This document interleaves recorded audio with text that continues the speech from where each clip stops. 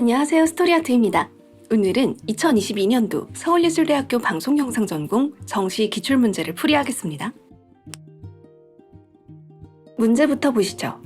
한국적인 영상 콘텐츠를 제작하기 위해서는 어떤 준비와 공부가 필요할 것인가? 한국적인 영상 콘텐츠에 대한 수험자의 생각과 그것을 제작하기 위한 준비 방법을 묻는 문제입니다. 단순 영상 제작을 위한 준비와 공부가 아니라 한국적인 영상을 위한 준비와 공부에 초점을 맞춰야 한다는 점 절대 잊지 마셔야만 합니다. 문제풀이 시작하겠습니다. 크게 3가지에 집중하시면 됩니다. 한국적인 콘텐츠에 대한 개개인의 정의, 정의를 뒷받침하는 근거, 정의와 연결되는 설득력 높은 준비와 공부 방법 제시, 이게 핵심입니다. 차근차근 다시 설명해 보겠습니다. 문제에서는 준비와 공부 방법을 아주 직접적으로 묻고 있습니다. 이 문제에 설득력 있게 답변하기 위해서는 학생 본인이 정의하는 한국적인 영상 콘텐츠가 무엇인지를 서두에 서술할 수밖에 없습니다. 그러므로 우선 어떤 영상 콘텐츠가 한국적인 영상 콘텐츠인지 이것부터 생각해 보셔야 하고 그걸 반드시 명시도 해주셔야 됩니다. 이 문제는 생각의 힘이 필요합니다. 우리는 당연히 차별화된 답변을 작성하길 원할 겁니다. 조금 어렵다면 같이 한번 생각해 볼까요? 우선 마인드맵부터 해보세요. 한국적인 것이란 말을 들으면 어떤 것들이 떠오르시나요? 한복, 국악, 한글, 한식 등이 먼저 떠오를 겁니다.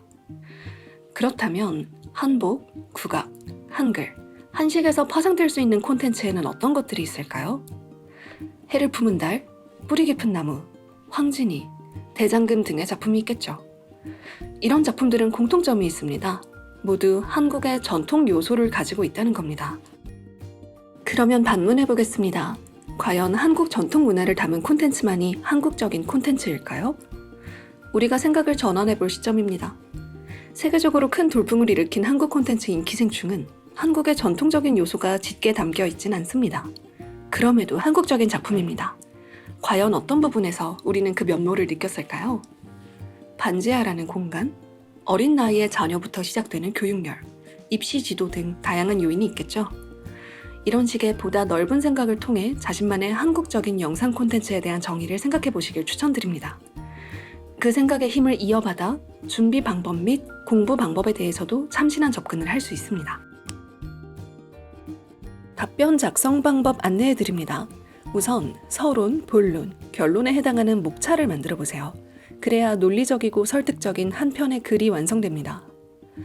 한국적인 영상 콘텐츠의 정의와 그에 대한 근거, 준비 및 공부 방법 1과 근거, 준비 및 공부 방법 2와 근거, 준비 및 공부 방법 3과 근거, 결론과 마무리.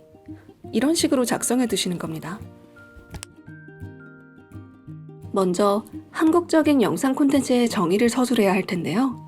어떠한 개념에 대해서 스스로 정의를 내릴 때 가장 중요한 건 자신의 의견을 뒷받침하는 근거입니다.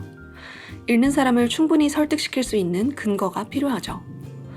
실제 작품들을 예시로 들어서 설명하거나 평론가나 분석가의 말을 인용하여 뒷받침할 수도 있습니다. 실제로 발생한 현상이나 반응 등을 바탕으로 논리적으로 설명하는 것도 좋을 것 같네요. 이후 준비 및 공부 방법을 서술해야 합니다. 단 한 가지의 방법이 아닌 여러 가지 방법을 제시해야 할 가능성이 높은데요.